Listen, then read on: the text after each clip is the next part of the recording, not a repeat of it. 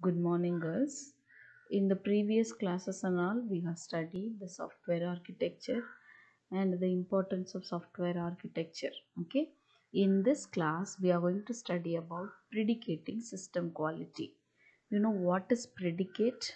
Predicate is nothing but we are going to assume. Okay.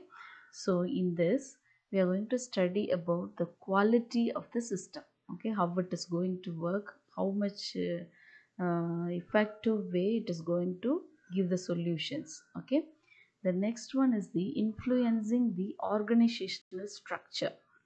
Okay, and the third one is the context of the software architecture.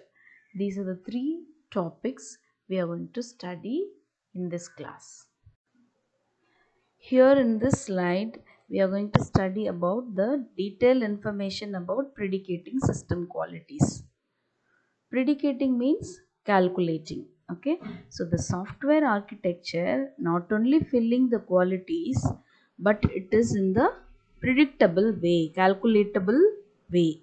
Okay, here we are not going to calculate the appropriate architectural decisions. For example, it is not going to exhibit the quality attributes. Okay, whereas randomly we are going to making an architecture and it is going to say how it is going to perform. Clear, girls? So the first point is telling about it is a predictable way. The second point is telling about it is a approximation. Okay, that means it may be or may not be. Okay, appropriate architectural decisions. It may not be appropriate architectural decisions means it is a randomly making architecture, so it may be a hopeless task also. Clear? See, when we buy a product or something, we are assuming something and we are buying, right? But when we are going to use it, the use of that particular product will be different. So the predicting is nothing but calculating. Okay, the proper use of the software product is going to be calculated. Okay, third point is telling about quality predictions. Quality predictions means it should be the proper calculations, quality calculations. Okay, and the fourth point is telling about when we know some kind of decisions, there will be a quality predictions. Clear? So we will get the product associated to that quality attributes. Clear? And it is different from the mature engineering discipline. Okay, here the analysis is the important part of the development process. Clear?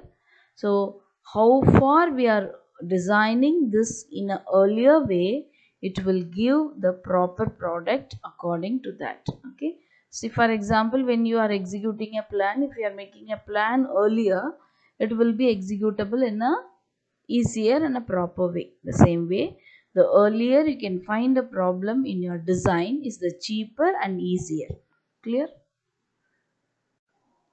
The next one is the influencing the organizational structure. Influencing is nothing but becoming famous, right?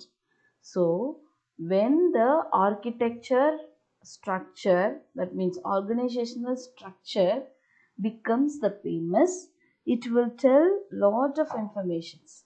Okay, for example, here in the slide, it becomes engraved in the structure of the development project. Okay, what is this engraved? It is a decorated way of the development project. Okay, so here we have some 5 points about how the structure is going to be influenced. Okay, first point, it is basis on the work breakdown structure. Okay, this dictates the units of planning, scheduling and budget. Inter-team communication will be there in the structure. The next one is the configuration control and file system organizations will be there. Among all those things, It's an important one, that is integration and test plan procedure. So it is going to be divided into modules and it is going to be developed. Again, it has to be integrated together. So the maintenance activity which is involved in this organizational structure is going to reflect the software structure. Okay, and it is the responsible one for formalizing the contractual relationship, changing the responsibilities, and it becomes the expensive one for the organizational structure. Here we are going to study about the improving cost and schedule estimates. Okay, cost is nothing but what is the whole amount which is going to be spent on this project and how it is going to be scheduled. Scheduled is nothing but either it is going to be a 6 months or 12 months or 2 years or 5 years project. Okay, that schedule is going to be estimated. So here 5 important points we are going to study.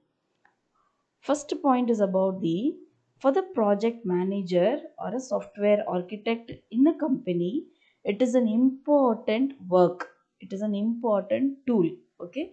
Once the project has been quoted by the company, the next important work is the estimation of the cost and the schedule. The second one is it is the duty of the architect to help the manager to create the cost schedule estimates early in the project life cycle. Okay, in some of the small companies there will be a software architect and the project manager, both will come in a same role. In some of the big companies there will be the architect and also the project manager, both roles will be separate. Architect will decide about the structure and the thing. The manager will decide about the cost and the schedule. Since the architect is going to give the structure, the project manager can get the help from the architect to decide about the estimation and the life cycle of the project. Okay, it can be estimated either through top down approach or through the bottom up approach. This bottom up approach will be more accurate than the top down approach. Each team will be responsible for the accurate estimation of the schedule and the cost. Okay, already we have studied a project is going to be divided into modules. Okay, when the cost and schedule is going to be analyzed, all the teams and the team leaders will be called and they have been discussed with the time and the cost of the particular module. So integration of all those things will give the best cost and schedule estimates for the project. The last one is about the context of the software architecture. Context is nothing but how the project is going to work, what is the full process of the work. So here it is going to tell about the 4 important things. Okay, 4 important process. First one is about the technical process. Okay, technical process is nothing but what technical role the software architecture play in the systems or which part of the system is a technical part. Okay, for example, if you are going to take a fan, what is the use of the fan? What is the technical use of the fan? It is going to give the free air. Okay, then next one is the project life cycle. It is going to tell about the phases and the software development life cycle. What are the phases are involved in this and how it is going to be used. Okay, throughout the process, how it is going to be used. Next one is the business. Business is nothing but it is telling the how it is going to be presented in a organizational business environment, in a business place or in a market, software market, how this product is going to be presented. At last one, professional. Professional is nothing but what is the role of the software architect in an organization or the development of the project. What is the professional work of this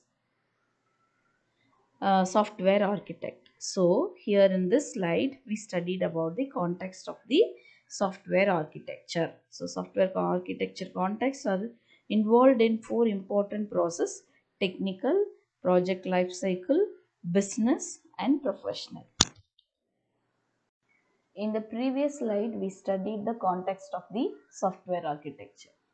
Do you remember what are the software context we have studied? Technical, project life cycle, business and professional. So in the first slide, we are going to study about the technical context. Technical context is nothing but how the project is going to technically deal with the architecture. Okay, architecture means we have studied the structure, how this structure is going to deal about the technical aspects. Okay, so some of the demands like development of the project, communicating with the stakeholders, and how it has to be implemented in the organization. Some of the other things will deal about the non-technical aspects. Okay, there are many reasons are listed out by the project team. Among those reasons, we are going to study only three reasons why this technical uh, context is important, how it is going to give the use. Okay, first one is about the an architecture will inhibit or enable the achievement of the system quality attributes. So this architecture is going to give the system quality attributes. Second one is about the we can predict the qualities by studying the architecture. Third one is about the you can make the changes or you can manage the changes easily by using the architecture.